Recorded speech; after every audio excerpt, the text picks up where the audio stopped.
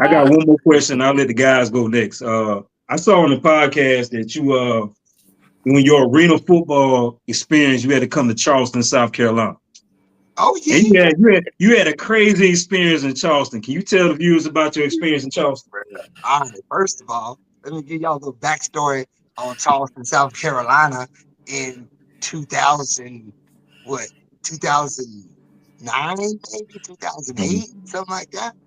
Number two murder cappy, 8 years running. Like, everybody thinks New Orleans is Chicago. You ain't thinking about Charleston. Yeah, Charleston, South Carolina. So this how it all go down, right? I get a call. I'm in college, and and my daughter's on the way. I have a baby bun in the oven, and this guy, Coach Ware, he called me. He say, "Yo, man, I need you to come down to Charleston. I got a house for you. I got a car for you. $400 a game. I got a little side job for you to make you some extra money. All you got to do is come out here and play football." He was a high school coach at Hinkley High School out here in Denver. And I'm like, "What's the catch?" And he's like, "I need you down here like next month." And this is like my senior year of college, right? So I leave school early to go to Charleston, South Carolina. Put my whole life in my suitcase, flew to Charleston, and nice girl picked me up. I can't remember her name. This girl picked me up from the airport. It was my buddy Candy's friend from high school. And she took me to my hotel, and she left me. This hotel I was staying in, it was like where the truckers take the hookers, basically. It was across from a Waffle House, Yeah. and it was good, right? So I wake up the next morning, and I wake up to police sirens everywhere, right, right outside my door, and somebody has been murdered in a car about 3 doors down from where my hotel room is. And my man, he's sitting in the car, head on the steering wheel. He's still there. The police like, "Did you hear anything last night?" I said, "No, sir, I heard nothing." He said, "Don't worry about it. This had nothing to do with you." So then I go to the hotel lobby, and the front page of the newspaper says, "Coach Ware fired." Wow. And Coach Ware had kidnapped his girlfriend, white girl, and the reporter followed him to Charleston and broke the story in Charleston and got him fired. So my coach ended up being this super cool white dude from the Citadel, right? And I'm out there for like at least 6 months, and it was about the fifth, maybe sixth game of the season. Well, actually, more importantly, second game of the season. I haven't gone through training camp, everything. I remember the two things happened. One thing was it was the hottest I've ever been in my whole life. And y'all got little gnats out there. Y'all got little gnats out there that bite like mosquitoes. So Yeah. both my Yeah. arms was ate up. Okay, I look sick, first of all. And the local boys out there, they be drinking that hooch, but they drinking it just out of a clear water bottle. Right. So Yeah. we had practice, bro, and I run up on these cats dying in the heat. And I'm like, "Bro, give me some water, please." And they hand me to me. And I'm like, "Oh, thank you." Ah, bro, fire. I spit out fire out my mouth. But I chugged that hooch because I thought it was water. And they didn't say that. They laughed like y'all did. And then the coach came in from the Citadel. He kept me on the team.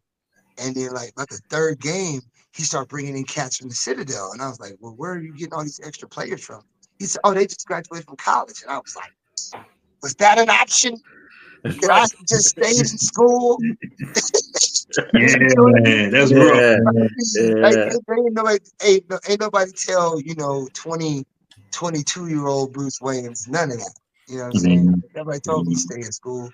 They told me that I wasn't good enough to be in the NFL. So I took that as, "Oh, say less. I'm about to go Right. I'm look out. on the Yeah. D1 talent. Yeah, I'm about to go beat up these cats.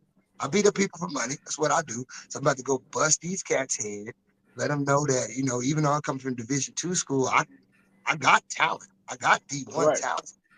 And once you start playing arena ball, man, like every week it's Miami, Florida State, or a retired NFL player.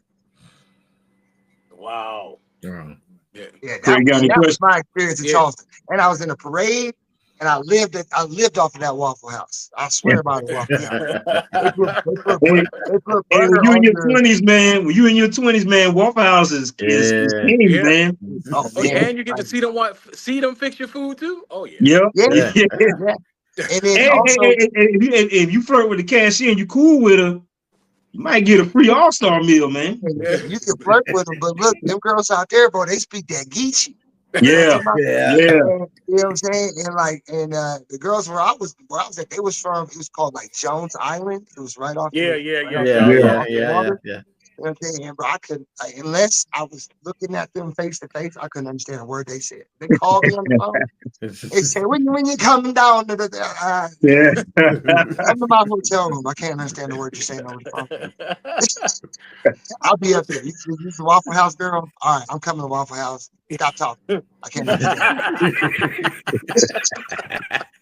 Because I ain't never even heard of Geechee until I got out there, dog. What is Geechee?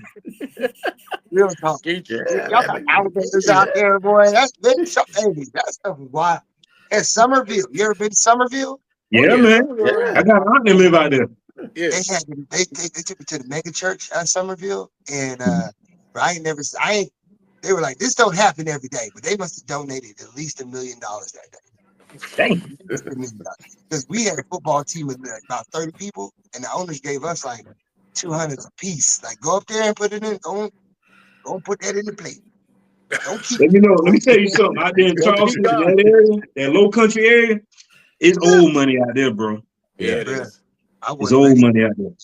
Yeah, I used to hang out with this guy named Richie Rich. He was a rich white dude. We used to go golfing. He had this little super fine assistant. She in the quarterback. That's when I learned about that old money in Charleston, because we had about 6 owners. It was 5 black people and Rich. And Rich was like, "Hey, you with me? Yeah. Say less. Let's go." Say less. Let me ask you a question.